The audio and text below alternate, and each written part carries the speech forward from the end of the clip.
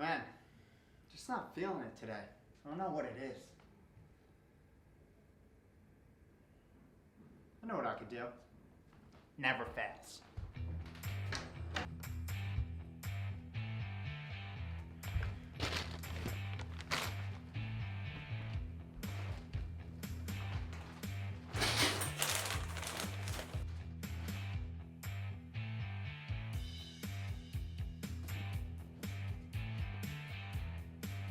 Now this is hitting the spot. Trust me, this will all make sense by the end of the video.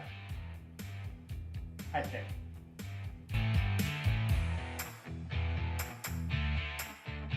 Guys, what is up?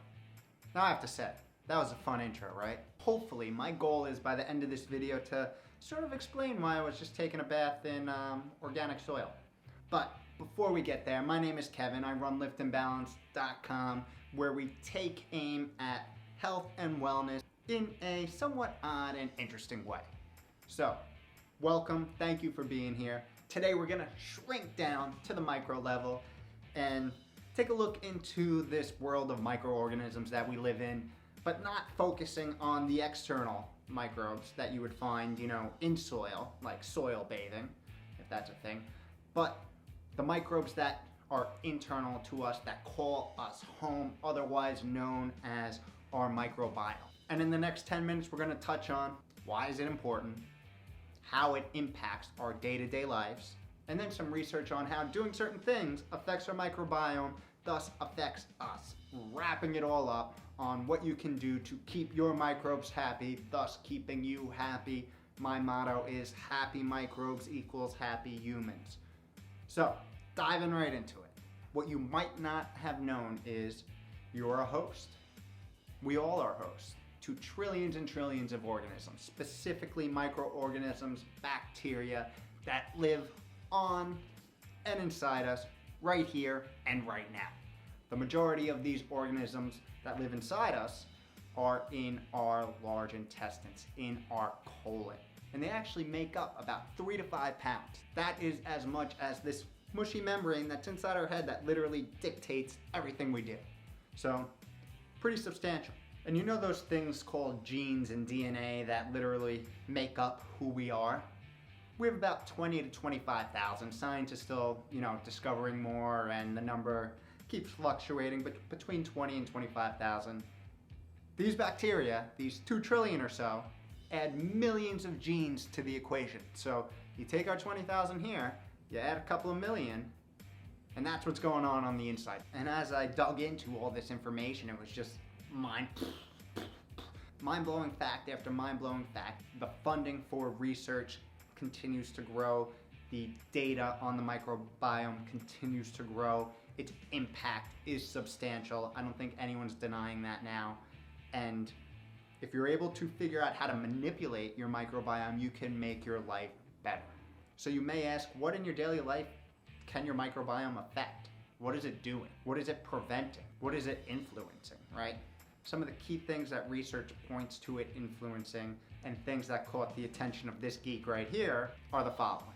And I'll preface it with this. It influences a lot. Things such as nutrient absorption. So your ability to absorb fats, to absorb protein, and other macro and micronutrients. It also happens to be a master regulator of our immune system at a super duper high level. If you didn't know, the majority of our immune system sits right on the other side of the gut lining, on the internal side, basically policing everything that comes across and gets into the bloodstream. When you think about it, that is the barrier from the outside world to the inside world. The food we digest, it goes through our system and gets to the intestines, the small and large intestines, and then it needs to be absorbed through the gut wall. And making sure that nothing nefarious or bad gets through, the immune system sits right on the border and makes sure that only the good pass through. Now, this doesn't always happen. There's dysfunction that goes on. There is autoimmune disease, there is leaky gut, there is IBS and even celiac disease. There are things that could go wrong here, causing a chronic and severe immune response and causing us a ton of pain. So the gut and the bacteria that sit on the external side above that mucus layer plays a big role in regulating our immune system. Super duper important.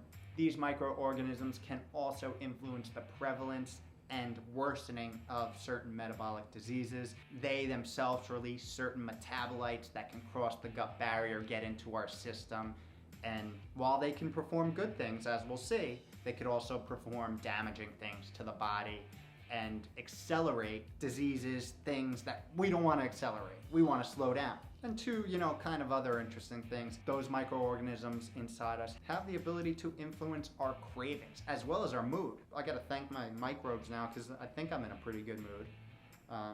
You guys happy? Okay. And by being able to affect all the things that we just went through, I'd make the case that our microbiome, those microorganisms that live in us and on us, have the ability to affect our day-to-day happiness. And that's really what matters. Health and happiness, right? Happy microbes, happy humans. Let's look into the research.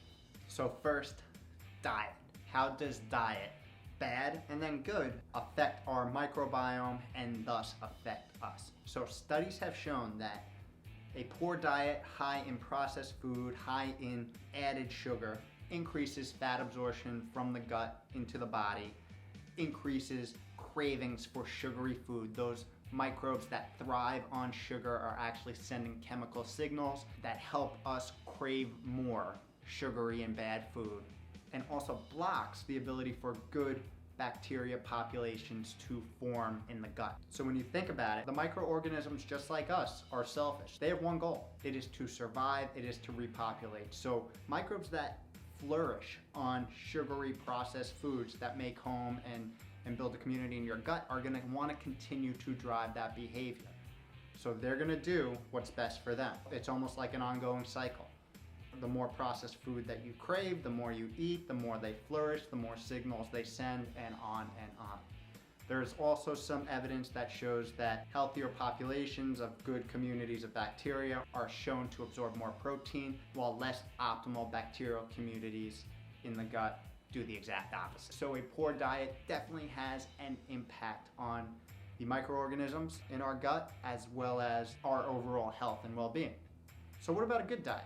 The exact opposite of a bad diet. One filled with real whole foods, lots of vegetables, lots of plants, some high quality organic meats has shown to have substantial benefits on our gut population. So studies have shown that a diet high in fiber promotes good bacteria that release beneficial metabolites such as propionate and butyrate, which are short chain fatty acids that have shown to benefit our heart health as well as our brain function and health. And just a quick side note, studies have shown that when microbes are starved fiber, the food that they love, they then turn to the mucus lining, that protective lining between our gut and our gut wall that they sit atop, and they start eating that. And once that lining is depleted and they reach that gut wall, the epithelial cells, the immune system response begins. And that is something that we don't want. That leads to leaky gut, that leads to IBS and all sorts of problems. The loosening of the gut wall where bigger and more harmful molecules can make their way through past the immune system and cause harm in our body. Don't want that. Fiber is the way to combat that. So what about exogenous molecules, molecules that obviously aren't made internally, that we absorb, that we eat, that we touch and interact with from the outside world? Two that I want to focus on, and there are plenty more. We live in a pretty toxic world, unfortunately, but we're resilient, which is good, and every little step counts. But two I want to focus on are broad spectrum antibiotics and artificial sweeteners. So both are very prevalent in our societies, especially Western society. Both can have an impact on our microbiome. First, broad spectrum antibiotics. Essentially, they're the medications that cover a wide array of possible bacterial infections that could treat it, and they basically do this by wiping out everything. And now you may think, oh, that's awesome, it's going to solve my problem, but it can open up the door to additional problems. Studies have shown that participants who took a broad spectrum antibiotic took up to 180 days to repopulate their gut to almost where they were prior to taking the antibiotic. Now, when you think about it, if less than optimal bacteria repopulate and you mix that with a poor diet, you could have some ongoing problems where you get into another cycle. Antibiotic, poor diet, problem. Antibiotic, poor diet, problem. So it's just something to be super aware of and to talk to your doctor about as they prescribe these things. Next, artificial sweeteners. Everyone has a sweet tooth. We are programmed from a biological standpoint to search for and continue eating energy-dense foods. A lot of times they are sweet foods. So obviously, in an effort not to get all those calories, we have artificial sweeteners. Studies have shown that when these synthetic compounds get down to the gut, they have the potential of causing harmful effects. Our gut microbes ferment on the compound and release somewhat toxic metabolites. Now, there's a good amount of controversy around this research, so a lot more studies need to look into the direct effects. But if you want to play it safe, try to cut out the artificial sweeteners as much as you can. Next, what about sweating it out? Can't beat a good sweat, right? So it seems like our microbes enjoy a good sweat too. A 6-week study in women took a look at effects exercise had on their microbiome.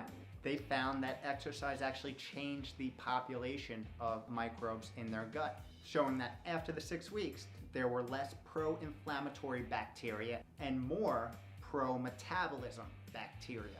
So interesting to see that all these interventions, good or bad, have and will affect the microorganisms that are dictating a lot on how we feel day to day. When we think of holistic health, we get away from that point to solution. Here's a problem, here's a solution, here's a problem, here's a solution, and we look at everything is connected, and that is one of the main things that this shows, and it just makes sense. We are a single organism. We've evolved that way for millions of years. Everything is connected. What else? The research also points to the importance of us still interacting with our environment, still interacting with the environment that we evolved in, and that is nature. We've evolved millions of years outdoors. It's not till very recent that we've become a sheltered indoor population who literally spend 90% of their time indoors.